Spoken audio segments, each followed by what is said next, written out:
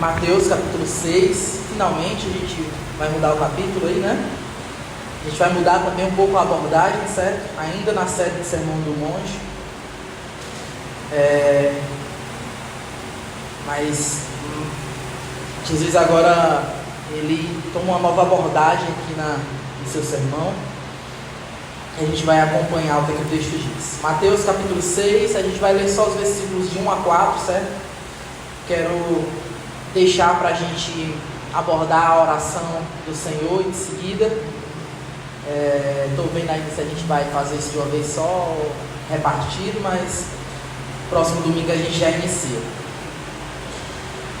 Mateus capítulo 6, versículo 1 diz assim: tenham o cuidado de não praticar as suas obras de justiça diante dos outros para serem vistos por eles. Se fizerem isso, não terão nenhuma recompensa diante do seu Pai que está nos céus. Portanto, quando você cuidar dos necessitados, não anuncie isso tocando trombeta, como fazem os hipócritas nas sinagogas e nas ruas, a fim de serem honrados pelos outros. Em verdade lhes digo que eles já receberam a sua plena recompensa. Entretanto, quando você cuidar dos necessitados, que a sua mão esquerda não saiba o que está fazendo a mão direita, de forma que você preste ajuda em secreto, e o seu Pai, que vê o que é feito em secreto, o recompensará. Amém? Gente, como sempre, né? A gente tem uma historinhazinha aqui para a gente introduzir aquilo que a palavra de Deus está querendo nos ensinar, aqui, nos passar. Eu vi a história de um jovem pintor que foi contratado para pintar uma catedral, e de acordo com que a obra dele ia seguindo, ele começou muito bem animado, porque queria fazer aquilo para Deus, era uma obra a serviço de Deus e tudo mais, mas chegou um momento que ele começou a ficar insatisfeito, porque ninguém estava vendo todo o processo, ninguém estava vendo como ele se sujava, como ele se dedicava, como ele passava do seu horário, como aquilo dava trabalho. Ninguém via todo esse processo. Então, ao final, talvez ninguém ia valorizar suficientemente o trabalho dele. Por quê? Porque ninguém acompanhou o dia a dia dele.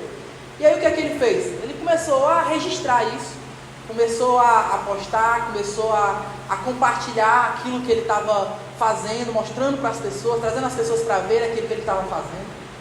A certo ponto que aquela obra que ele estava fazendo para Deus não deixou de ser feita, digamos assim, mas ela perdeu um pouco o seu foco, e agora ele estava muito mais preocupado com o que as pessoas estavam achando em relação à sua obra do que o que o próprio Deus estava achando em relação ao seu serviço.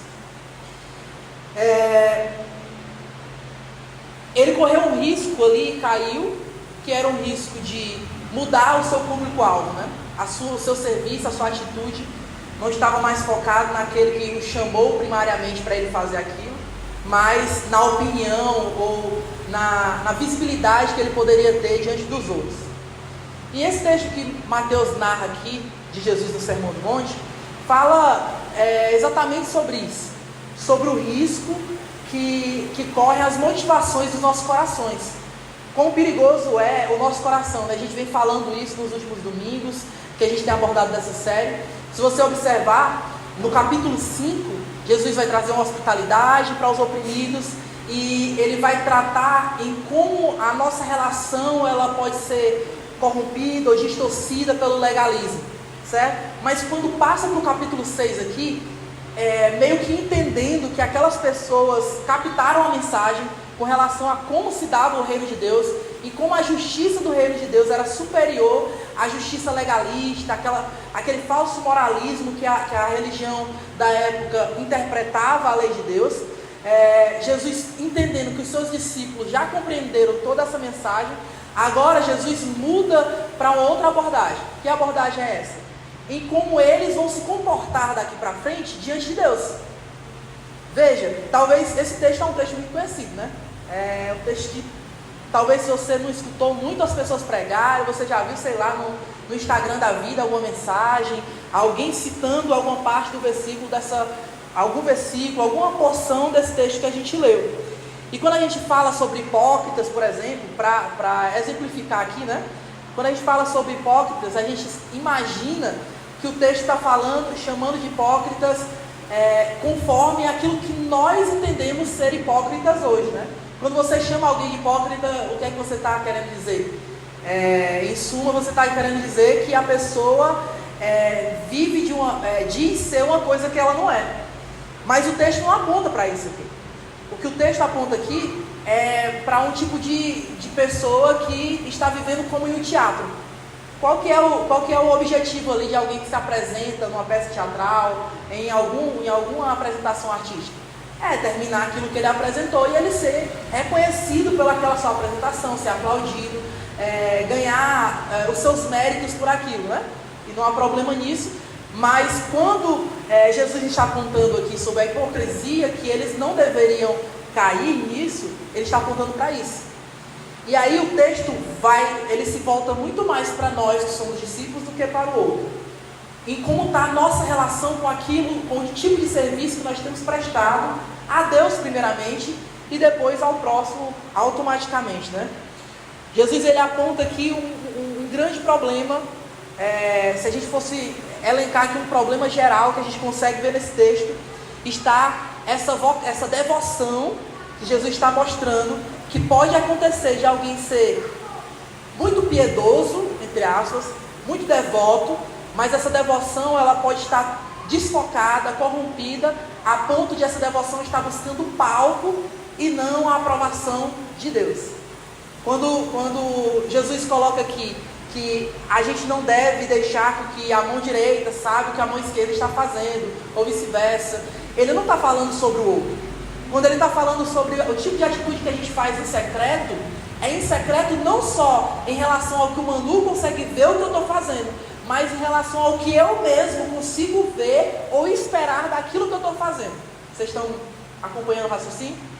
Então, aquilo que nós fazemos, na grande maioria das vezes, a gente quer o resultado. É assim no nosso trabalho. Não deveria ser. Mas antes de trabalhar para receber um salário, nós deveríamos trabalhar. Por quê? Porque o nosso trabalho é, de certa forma, um sustento de Deus para o bem comum da sociedade. Eu deveria me casar, constituir família, ou criar bem o meu filho, não só porque eles são minha família, mas porque Deus me vocacionou a isso, Deus me chamou a isso, Deus me deu essa responsabilidade. É porque eu amo a Deus sobre todas as coisas que eu faço todo o resto. E aí, claro, depois disso vem outras situações como salário, como algum tipo de retorno que pode haver. Mas quando essas coisas perdem o seu lugar, a gente cai no problema que esse texto aponta. Quando a gente acha que está fazendo algo bom, mas esse algo bom deixou de ser algo bom, porque o fim não vai justificar os meios. Por mais que eu esteja ajudando alguém que está precisando, sei lá, alguém está com o papel de luz atrasado, eu cheguei lá e paguei o papel de luz e falei assim, cheguei aqui no domingo e falei assim, meu irmão, é o seguinte, fulano de tal, estava passando uma necessidade aqui, a gente pagou o papel de luz dele. E aí eu falo o nome, chamo a pessoa para cá para frente, bato uma foto, posto no Instagram, né? A gente vê muito isso por aí, né? Os Pablo Massal da vida, né? no meio das enchentes aí.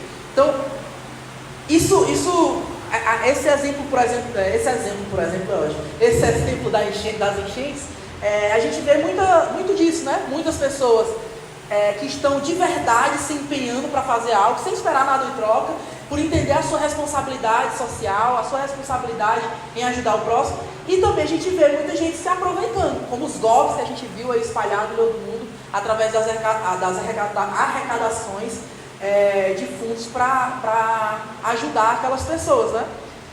Não é diferente entre nós. Não era diferente a época de Jesus. Imagina, Jesus está vivendo aqui num contexto pós-exílio, claro já, mas um contexto que não havia mais sacrifício. E para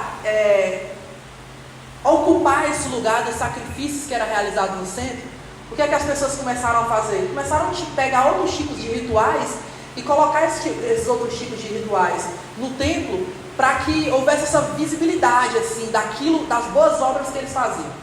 Antes as pessoas viam eles levando os seus sacrifícios até o templo. Agora ninguém podia ver mais. Como hoje, ninguém pode ver mais o tipo de sacrifício que a gente está fazendo, ou não. Então, a esmola, a ajuda, a generosidade, algo incentivado pela lei de Deus, algo incentivado em todo o Antigo Testamento, agora toma um lugar de legalismo, toma um lugar corrompido. As pessoas começam a fazer agora as suas ofertas, as suas caridades, no meio do templo, para que todo mundo veja. E Jesus usa uma expressão assim, né? Chamando a atenção de todo mundo, como se ele estivesse assim, tocando uma sirene. Peraí, olha todo mundo para mim, que eu vou agora dar uma esmola para esse pobre. Era basicamente o costume da época. As pessoas faziam isso não porque elas entendiam que precisavam ajudar, mas porque elas queriam ser vistas e queriam algum tipo de recompensa terrena. Jesus olha para essas pessoas e fala assim: essas pessoas já receberam a sua recompensa, e de maneira plena. Se era isso que eles estavam procurando, se eles estavam como palhaços em um circo, fazendo a sua apresentação, esperando as palmas e as risadas das pessoas, tá aí, eles têm. Porque as pessoas, eles saíam bem na fita. Para o costume da época, eles eram muito bem vistos. Era um tipo de devoção que buscava palco e que encontrava palco. O nosso desafio é: onde está essa devoção que tem buscado palco nas nossas vidas hoje? E quando eu falo nas nossas vidas, eu não quero que você imagine a pessoa que não está aqui, ou aquela igreja que você viu no Instagram, ou algum meme do... Esqueci até qual é o nome daquele menino. Esqueci de ver o que o menino faz lá, né? Falando em outras línguas lá. Eu esqueci. Mas eu não quero que você tenha em mente esse tipo de exemplo. Esse tipo de exemplo mais distorcido, mais avacalhado, não. Eu quero que você traga à sua mente, você se desafie a lembrar onde é que está esse ídolo guardado no teu coração e que você faz questão de não enxergar. Qual o tipo de coisa que você tem feito, qual o tipo de ajuda que você tem prestado. Às vezes esse ato não é nem alguma ajuda que eu estou fazendo aqui, cooperando financeiramente com a vida do Israel, não. Às vezes é o estar aqui. Você está aqui por quê? Você está aqui porque você quer que as pessoas vejam? Você está aqui porque você sabe que eu vou mandar ligar? Não, né? A única pessoa que liga aqui é o Jair. Eu vou te mandar uma mensagem na segunda-feira, sabendo o que é que foi que aconteceu. É por isso que você está aqui? Para que ninguém vai te tirar o teu conforto, vai tirar a tua paz, perturbando, querer algum tipo de satisfação da tua parte? É por isso que você está aqui? Você se empenha e você faz com zelo, quando você se engaja em algum tipo de atividade na igreja, você faz isso porque você entende a sua responsabilidade, você entende a missão que você está envolvido, ou você faz aquilo com aquele pensamento: eu vou fazer aqui e tu vai ver, depois que eu tiver terminado, eu vou poder criticar com toda a propriedade aquela pessoa que não está fazendo. Às vezes é esse tipo de coisa que acontece na nossa vida. Às vezes a gente se encontra num lugar de conhecimento que a gente se acha superior ao outro, a ponto de eu não conseguir escutar de alguém mais novo na fé, ou com uma escolaridade inferior, eu não consegui escutar um conselho porque eu entendo que não vai vir nada de bom daquele lugar. Imagina, Jesus até chegar aqui, ele já quebrou um monte de coisa. Ele já recebeu no seu meio gente que era desvalorizada, gente que ninguém queria no seu meio, gente que era abandonada pelos outros, que ninguém queria saber. E aí ele inverte totalmente a ótica de justiça daquelas pessoas, eleva essa justiça a um tipo de justiça que eles só poderão viver se eles estiverem em Cristo, se eles estiverem nesse reino que não é terreno, que é espiritual, para ele chegar aqui e apontar assuntos como a oração, como a esmola, como o jejum, que a gente vai ver nos próximos textos. Jesus aponta que a prática de fé virou uma apresentação pública, somente isso. Ele aponta que a motivação deixou de ser o Pai e passou a ser as pessoas que podem dar algum tipo de retorno. Muitos de nós servem ativamente na igreja, mas desanimam quando não recebem elogios, não são citados ou reconhecidos publicamente. Alguns ainda usam suas ações para cobrar dos outros, como eu disse, e revelando que não servem por amor, mas por comparação. Se tem uma coisa que a gente é desafiado é se comparar. Eu brigo demais com a minha esposa. De vez em quando eu me pego me comparando ela com outra pessoa, ou comparando ela comigo, ou brigo com ela por ela estar me comparando com outra pessoa, e enfim. A gente está sempre buscando, querendo saber quem é o que está certo na situação. Quando, na verdade, os dois, na maioria das vezes, estão errados. Jesus aponta esse tipo de coisa no nosso coração, porque é o tipo de coisa que a sociedade normalmente não nos aponta. É o tipo de coisa que normalmente o nosso amigo que tem muita afinidade com a gente não vai apontar. Sejam bem-vindos, gente. Não, tranquilo, fica à vontade. É o tipo de coisa que aquele amigo que não quer perder a tua amizade, que não quer ter algum tipo de DR contigo, não vai apontar em ti. Mas a Bíblia, Jesus e nós que somos irmãos de fé, que nós que somos irmãos chamados a viver um reino totalmente contracultural para o nosso tempo, somos responsabilizados, vocacionados, chamados a fazer. A apontar, botar o dedo na ferida e falar assim, está errado. E do outro lado a gente conseguir encontrar o amém. A gente conseguir encontrar alguém do outro lado que vai ter humildade suficiente de falar assim, eu sou o pastor, mas alguém que chegou aqui está com 2 dias, está falando algo que a gente está fazendo errado e está certo. Eu sou o pastor, grande coisa, né? Graças a Deus é que a gente não tem esse problema, né? Talvez você não faz as coisas buscando por aprovação humana, mas talvez você faz as coisas buscando a sua própria satisfação. Também é um desafio. Quando você faz algo porque você se sente frustrado, quando você não consegue concluir algum tipo de atividade, e aquilo te barra, aquilo te afasta da comunhão, aquilo te afasta de novos desafios, porque eu não consigo lidar com aquele sentimento de não ter concluído, né? E a gente entra mais uma vez em conflito com esse sentimento do nosso tempo, que é o sentimento de ser útil, de ser pragmático, de sempre estar acertando, e sempre ser produtivo, e sempre ser alguém que as pessoas querem estar perto por aquilo que a gente pode dar, e não por aquilo que a gente é. Isso é o tipo de coisa que traz crises interiores na nossa vida. E Cristo nos chama, através dessa palavra, não é a chamar a atenção só de outras pessoas, mas a sondar o nosso coração. O Sermão do Monte ele é desafiador por isso, porque ele lida com o legalismo na sua raiz. Enquanto as pessoas da época estão apontando o que os outros estão fazendo de errado e blindando aquilo que eles estão fazendo de errado, Jesus convida eles, chama eles, e olha o tipo de ambiente: sentado com seus discípulos ao seu redor. Ao seu redor tem mais uma multidão de gente procurando por um monte de coisa, por milagre, por dinheiro, por libertação, por uma revolução política, um monte de coisa. Jesus senta com seus discípulos e desafia eles a olhar para dentro de si. Onde está o problema? Onde que estão as motivações erradas? Onde que estão as frustrações? No nosso coração. Onde que a gente tem que lidar com tudo isso antes de lidar com qualquer outra pessoa? Por que eu tenho dificuldade de lidar com alguém que é igual a mim? Porque dentro de mim eu preciso mudar muita coisa. Amém? Mas com a graça de Deus, meu irmão, o texto não acaba aí, né? Acho que se nós formos olhar aqui para esse texto e falar assim, como é que Jesus nos tira desse buraco, que parece que tudo aquilo que a gente falou até agora só nos afunda mais e fala assim, não tem jeito, a gente não consegue fazer nada, a gente está acorrentado aqui, quem poderá nos defender? Tem que ter a piadinha, né? Meu Deus, eu não vai ter esse costume.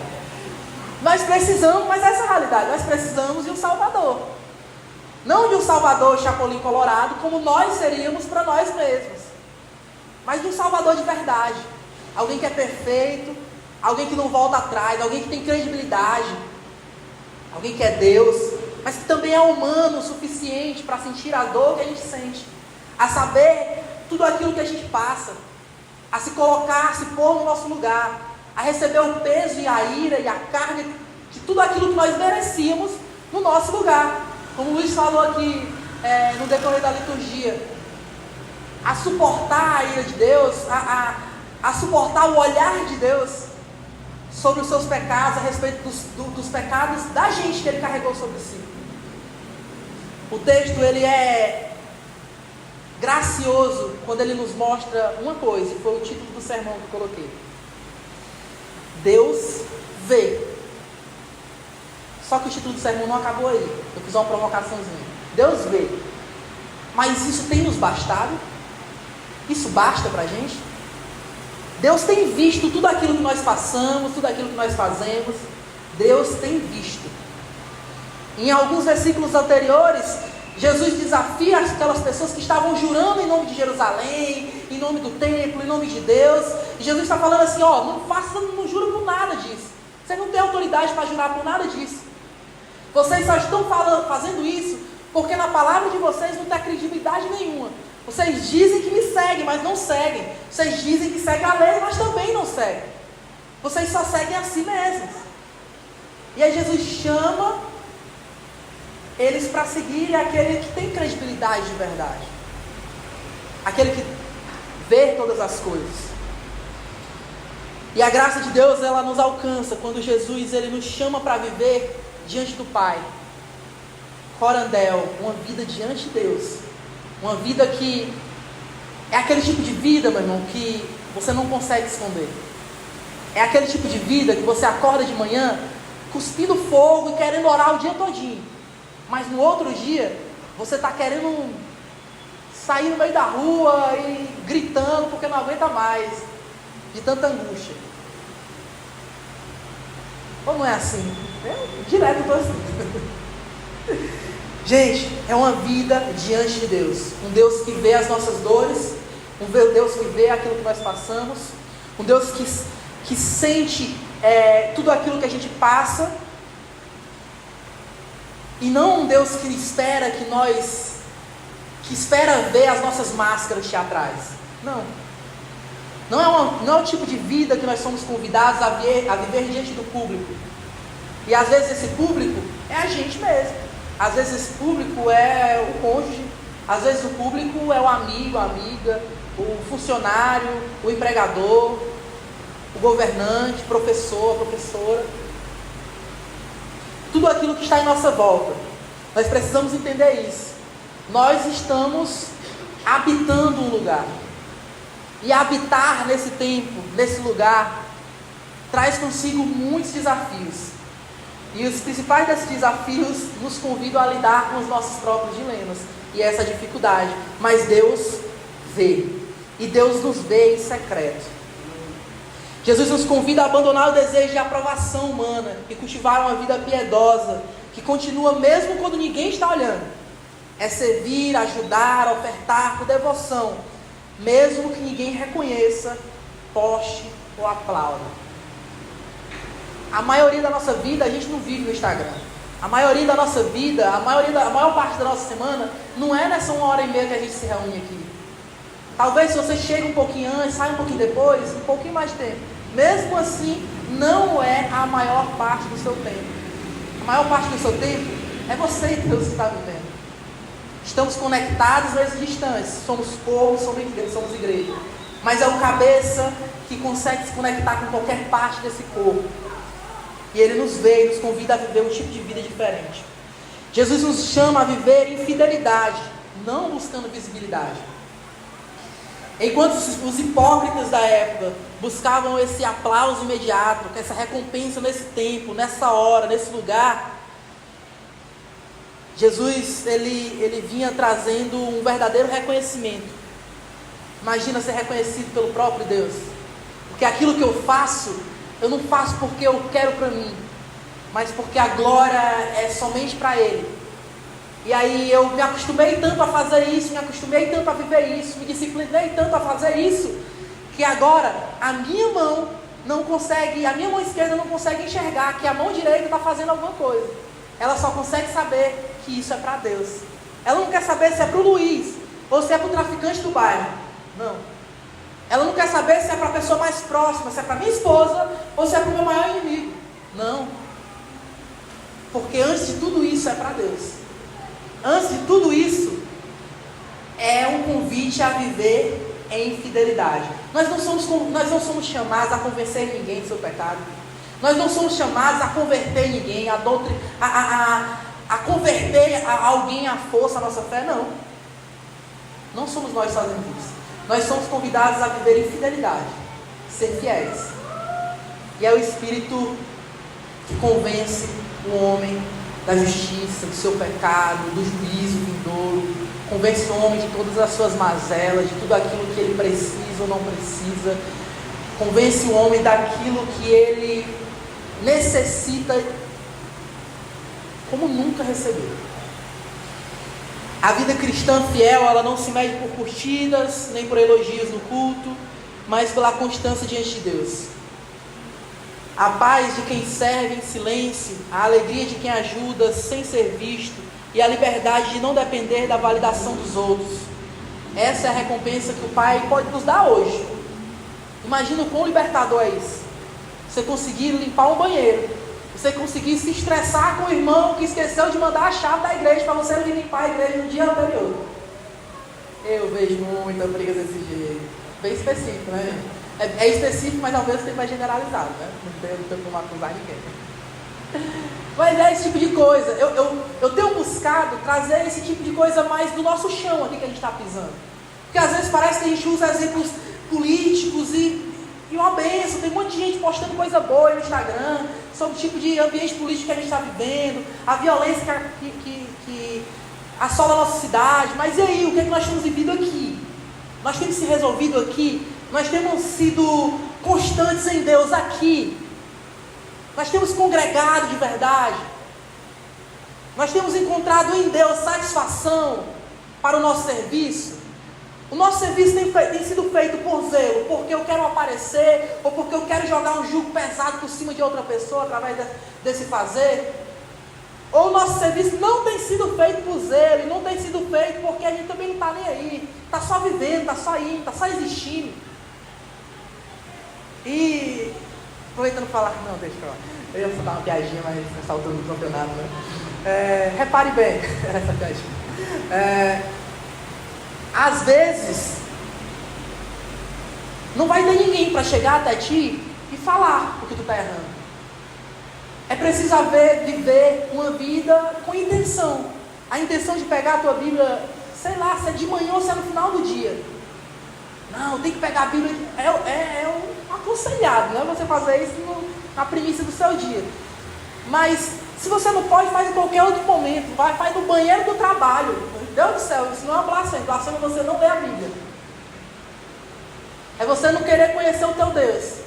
É você pegar a sua Bíblia todo dia e você ser apontado. Você receber um dedão saindo assim, direto na imagina assim, né?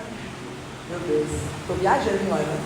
É você receber todo dia essa exortação, mas também no dia que você tiver desgraçadamente já não querer mais viver, receber consolo também através dessa palavra. Porque ela é capaz de fazer tudo isso. E nos capacitar, e nos edificar, a ponto de que nós também possamos ajudar os outros. Eu tenho falado e falado mais, vou continuar falando. Não adianta a gente alcançar esse bairro, alcançar essa cidade, alcançar a família, alcançar ninguém, se nós não formos alcançados primeiro. A gente só vai matar os outros. Então nossa comunidade precisa experimentar isso. Viver uma vida que é suficientemente prazerosa em Deus. Um serviço que é prazeroso em Deus. Em Deus.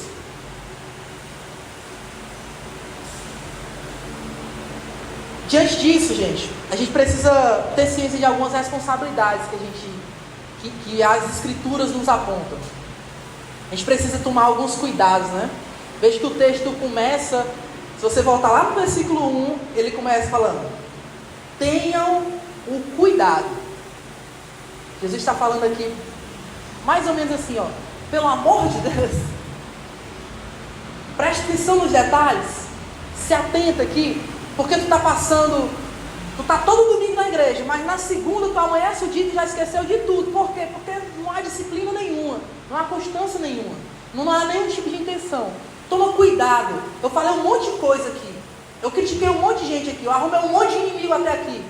Agora, vocês vão fazer algo, mas quando vocês forem fazer algo, toma cuidado para não fazer do jeito que eles estavam fazendo também. Toma cuidado para não se encontrar em um lugar que vocês estão em pé, diante de todo mundo, mostrando que mais preocupado em mostrar quem vocês não são, do que confiar num ambiente comunitário, de segurança, de família, em revelar quem nós de verdade somos, para que haja cura. Tenham cuidado para que vocês não vivam uma vida dessa forma. E eu trouxe algumas aplicações aqui. Façam para a glória de Deus, não para ser visto. Examine seu coração antes de servir, doar ou ajudar alguém. Pergunte a si mesmo, se ninguém souber que fiz isso, ainda vale a pena? A fé madura encontra alegria, mesmo quando o gesto não é notado por ninguém, porque é feito para o Pai. Meu irmão, sondar o teu coração é uma coisa que você tem que fazer, eu não falo nem todo dia, mas todo momento. A cada atitude, a cada passo. Será que eu estou fazendo isso pensando de maneira egoísta? Estou fazendo isso pensando no bem comum, pensando na ajuda que eu vou prestar ao próximo? Como é que eu tenho agido? Quais passos que eu tenho dado? Por causa de que eu tenho decidido todas essas coisas? Nossa igreja precisa cultivar isso, uma cultura em que o mais importante não é quem aparece, mas quem permanece fiel. Que as nossas ações não dependam de palco, microfone ou reconhecimento público, mas sejam frutos de um coração voltado para Deus. Segunda coisa, meu irmão, desconfie. Desconfie, e mais uma vez desconfie de novo, de uma piedade que é muito exibida. Desconfie. Se isso é para uma outra pessoa, desconfie. Se isso é para você, desconfie mais ainda. Se você percebe que sente necessidade de divulgar ou comentar suas boas ações, pensa, reflete. Será que seu coração não está faminto por aprovação? Faça esse tipo de pergunta. O desejo de ser visto pode estar sendo roubado, pode estar roubando a sinceridade de sua fé. Isso pode ruir, fazer com que todo o seu castelo vá abaixo. Precisamos resistir à tentação de usar a espiritualidade como vitrine. Isso é um desafio para a gente como igreja, certo? Eu acho que se for perguntar, a grande maioria aqui, alguns vieram por conhecer uns aos outros, assim, né, ter algum tipo de conexão, mas boa parte veio através de Instagram. Se você observar, o que as igrejas têm se preocupado a mostrar ser aquilo que elas não estão sendo nas redes sociais é incrível. Estão bem de frente, pessoal da comunicação, todo mundo olhando para elas. Estou brincando, gente. Mas é um serviço muito importante. Mas nós, como igreja, você se orgulha quando alguma coisa é postada lá no Instagram da igreja, bem bonitinho, bem organizadozinho. Parece a igreja perfeita, né? Se tem uma coisa, quando alguém chega aqui e quando a pessoa vai fazer o membrando, eu falo assim, ó. Não, a pessoa geralmente chega e fala assim, não, eu achei a igreja muito massa, é uma igreja muito jovem, é uma igreja muito contextualizada, não sei o que, não sei o que. E eu fico assim, meu Deus, coitado. Aí eu bato no ombro normalmente e falo assim, ó, mas calma, já você vai começar a ver o que é a local de verdade. Quem são as pessoas da local de verdade. E eu não tenho medo e vergonha nenhum de falar isso. Nós somos igreja como qualquer outra igreja. A gente é reformado. Não, a gente é igreja igual os pentecostal. Mas... Não, mano. As nossas tatuagens não nos fazem mais crentes. As nossas tatuagens não nos fazem menos legalistas. Não. Pelo contrário, talvez seja uma tentação de camuflar o nosso legalismo, certo? Nós precisamos ter cuidado com esse tipo de espiritualidade que preza pela vitrine. Tem uma liturgia muito boa, uma liturgia muito massa, mas na vida a comunidade está em ruínas. Que as nossas redes sociais, nossos testemunhos, nossos eventos comuniquem a glória de Deus e não o nosso desempenho. que as nossas fotografias, que nossos vídeos, que aquilo que a gente fala a respeito do que a gente está vivendo aqui, não comuniquem, porque lotou, não. Pode estar 2 pessoas aqui. É o testemunho que você vai dar. Se tiver 2 pessoas, não, então o culto foi daquele jeito. Não, mano. Não é sobre isso que a gente está reunindo. Sirva em silêncio e com alegria, em grande parte da sua vida. Seja intencional em praticar o bem, em segredo. Doe sem dizer. Ajude sem precisar que saibam. Esse silêncio não é omissão, é maturidade espiritual, fruto de quem sabe que o Pai vê o que ninguém mais vê. Se tem uma coisa que, velho, talvez é diferente. Às vezes a gente vê a gente acompanha alguns casos do Ministério de Misericórdia, de alguém da comunidade mesmo que está precisando de uma coisa.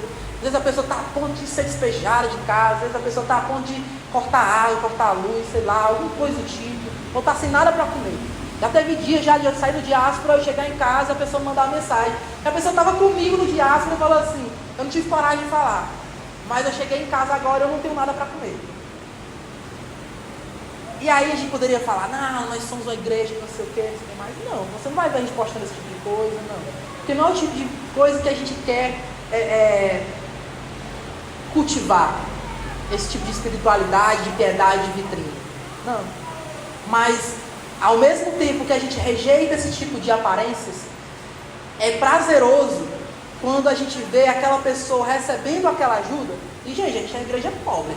Pelo amor de Deus, nós somos uma igreja. Todo mês é uma briga para pagar o aluguel na nossa igreja. Todo mês a gente chora lá no grupo. A Érica, que é a nossa tesoureira, toda vida ela tem mais fé que eu, muitas vezes, né? Que ela deixa para me avisar nos últimos dias, nos 45 do segundo tempo. Mas, gente, é incrível quando aquela pessoa está sendo abençoada e ela fala assim, e você vê o sorriso no rosto daquela pessoa, e você percebe que a fé dela foi renovada. E não foi por uma oração, não foi por nada do outro, nada. Mas porque ela estava orando em casa, ela estava clamando, ou talvez ela só estava chorando. E a providência chegou. E quem foi que ela pediu essa providência? Foi Deus. E aí eu quero tomar a glória de Deus e falar assim: não, tá aqui, é eu que estou abençoando, é eu que estou dando. Não. O nome de Deus está sendo glorificado, pastor. Em silêncio. Muitas vezes nós glorificamos o nome de Deus. Às vezes, em certas ocasiões, se a gente fizer comparativos mais específicos, até mais do que publicamente. Certo? Então, estejamos atentos como comunidade de fé com relação a isso. E o último, não compare nem cobre dos outros o que você faz. O que você faz é o que você faz. O tipo de generosidade que você tem é o tipo de generosidade que Deus proporcionou a você ter. Não é porque você oferta 1.000 que o que oferta 10 centavos tem menos fé que você. Não é. Não é. Não é. Evite usar as suas obras como régua para julgar os outros. Se o seu serviço nasce de amor por Deus, ele não precisa virar argumento para acusar quem serve menos ou de outro jeito. O legalismo é um sinal de que o coração já saiu do secreto. E mais uma vez, para a gente encerrar, na nossa igreja é comum, não na nossa igreja, né? Mas na vida de igreja é comum alguém se frustrar por sentir que faz mais do que os outros. Aqui é comum também na nossa igreja. A igreja tem pouca gente, né? Sabe como é? A todo momento tem alguém chegando para mim e falar assim: ó, não aguento mais não, vou ter que entregar, eu tenho que cuidar da minha família. E eu pensando na minha família, isso daí vai ter que ser feito, né? O laranja aqui que vai ter que fazer, né? Então, gente, é um desafio para mim. Eu também creio que é um desafio para você, porque eu também creio que você gosta, quer, planeja, se esforça para ajudar. Mas não deixe que essa frustração tome conta do seu coração, porque tem você fazendo, e você e mais alguns outros, e muitos não estão fazendo. Deus não nos chamou para medir esforço, sim para ser fiéis. Que a nossa comunidade valorize o serviço, sem transformar isso em comparação ou cobrança. Amém?